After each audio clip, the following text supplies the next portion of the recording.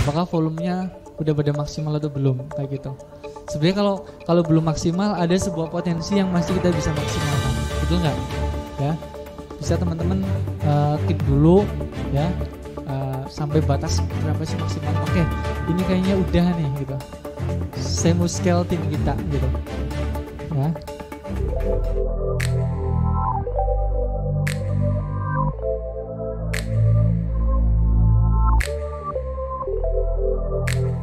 Yang pertama,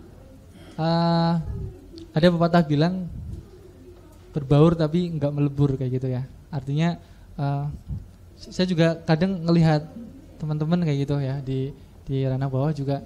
Kadang mereka memang di satu sisi deket gitu ya, terlalu deket, bahkan ibaratnya ngerjain sesuatu sampai malam, deket dan seterusnya. Tapi yang perlu kita pahamkan kalau berdiskusi mengayomi itu di batas kewajaran apa, kayak gitu.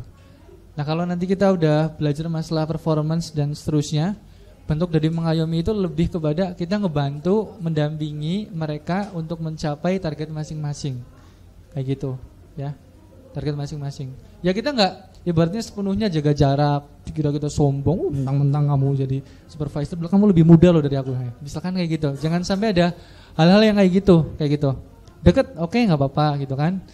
Sesekali tim kita dia bisa mencapai target, yuk kita traktiran bareng nanti makan bakso kayak gitu kan, merayakan itu dan semacamnya, itu boleh-boleh aja. Tapi kalau yang ibaratnya udah masuk ke dalam ngebantuin secara teknis ya, technical ya, kalau menurut saya sih itu tidak tepat ya, tidak tepat. Kenapa? Karena prestasi kita itu dinilai bagaimana kita mengubah inputnya dia yang awalnya misalkan menurut kita kurang, fungsi asistensi kita loh. Mereka dapat knowledge baru, pengalaman baru, kayak gitu kan. Kemudian outputnya lebih bagus. Mereka berubah dan bisa mencapai target itu. Lebih ke pendampingan yang seperti itu Mbak kalau menurut saya. Barangkali kayak gitu ya. Ya. Dekat, jangan terlalu dekat sampai-sampai misalkan ada hal-hal yang salah dan menyalahi aturan ataupun SOP, Mbak jadi kayak ini udah ke temen nih kayak gitu. Nanti kalau ketahuan bos ya nggak apa-apa lah gitu kan. Nah itu udah sangat-sangat membahayakan perusahaan sekali kalau udah level seperti itu ya. Saking dekatnya sampai-sampai tidak bisa membedakan mana yang masih sesuai peraturan perusahaan, mana yang udah lewat batas gitu. Ya mungkin ya gitu. Oh ya, monggo. Saya mau tanya Pak, itu kalau di divisi online itu apakah CS-nya itu ada komisi atau enggak? Karena di tempat saya ini sebenarnya mereka di CS tapi disebut sales gitu. Dan itu ada komisi per bulan. Oke. Nah, ini yang akan kita bahas ya. Oke, kita bahas performance. Oke, intinya sih kalau dirangkum kita mau merincikan sebuah definisi apa nih hal yang tepat nih dikatakan bagus. Kamu bagus, kamu enggak bagus, kamu bagus, kamu bagus dan seterusnya kayak gitu. Sehingga tidak terjadi multitafsir ya. Debat teman-teman sama tim, saya udah bagus. Belum, kamu belum bagus.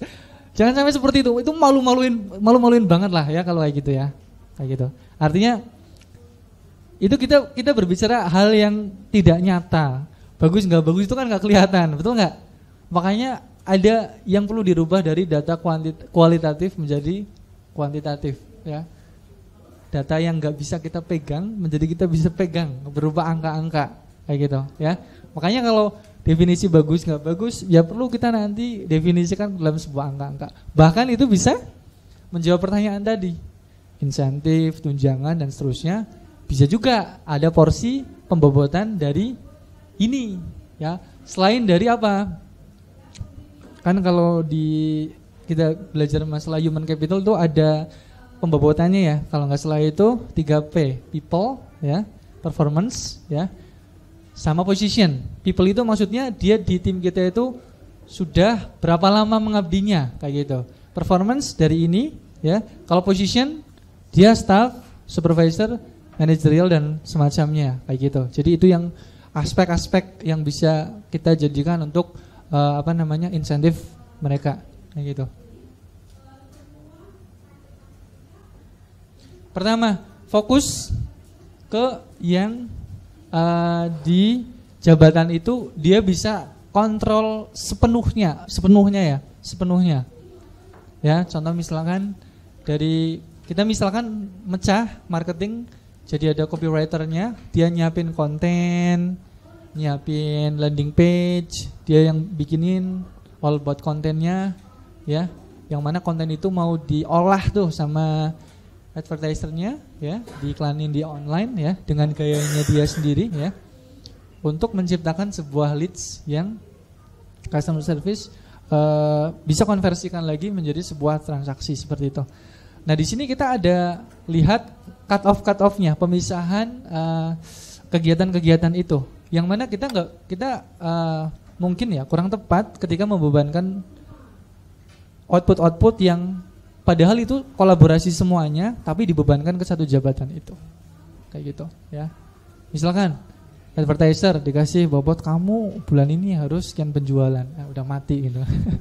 Karena ada sebuah kegiatan yang pengaruh dari sini dan pengaruh dari sini, kayak gitu. Ya, kalaulah mau pembobotan ke sini ya hal-hal yang di jabatan itu dia bisa kontrol saja, kayak gitu ya, kayak gitu. Oke. Fokus pada proses yang menunjukkan indikator bahwasannya di jabatan itu dia mampu mengubah dari input apa menjadi output apa. Kalau misalkan tadi tim sales ya, Mas, ya tim sales, ya dia mengubah dari di offline misalkan ya, dia door to door nawarin project, misalkan dia segmennya B2B, makanya dia door to door ke perusahaan-perusahaan nawarin, artinya leads-nya diusahain sendiri atau dari mana? Sendiri kan, betul kan? Dia bisa mengontrol itu sendiri, kayak gitu, ya. Oke, itu bisa jadi volume apa? Leads ataupun kunjungan dia ke beberapa perusahaan sehari itu volumenya dia, ya, kayak gitu. Performance ya bisa diukur dari closingnya, kayak gitu. Karena apa? Leadsnya dia bisa kontrol sendiri. Tapi kalau di online kadang ada alurnya gitu. Kecuali kita nyuruh satu orang ngurus ini semua. Iya babak belur juga ya. Udah bikin konten, iklan, layani gitu. Ya. Ya. Itu biasanya bagi teman-teman yang baru mulai, suami istri kayak gitu. Ya enggak?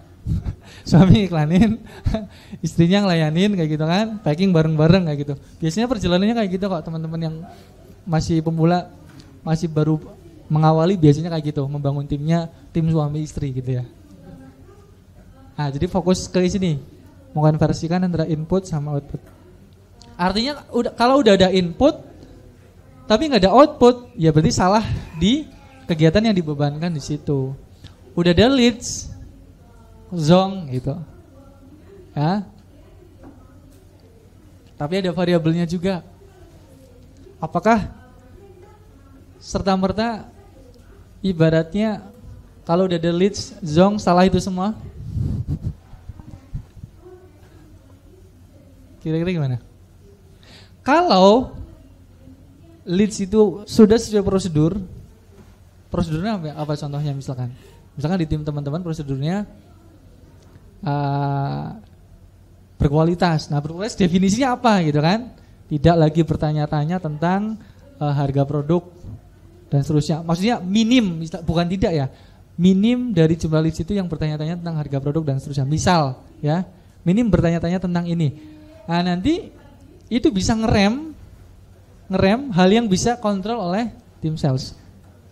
Nah, kalau nggak ada kayak gitu, kalau tim ininya rada-rada iseng ya dia cuma ngiklanin asal aja ya.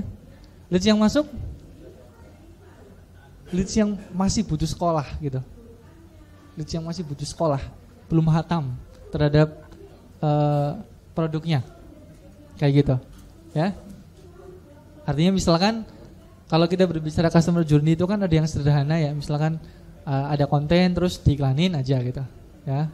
Ada konten diarahin dulu nih ke website dan lain sebagainya ya. Itu kan nanti ngaruh juga. Misalkan harga nggak usah ditampilin nih, kayak gitu kan. Misalkan advertiser seenaknya sendiri kayak gitu ya.